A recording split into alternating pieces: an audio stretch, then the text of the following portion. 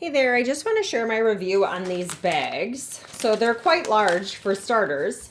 And so I got the big ones. And I just wanted to show you that, like, I was freeze drying some Jolly Ranchers, and this is 5 trays worth in the bag.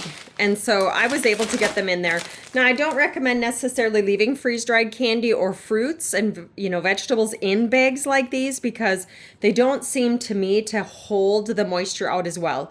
We just happen to be in a very dry season right now, so I feel okay sending it off like this, as I did that for a friend.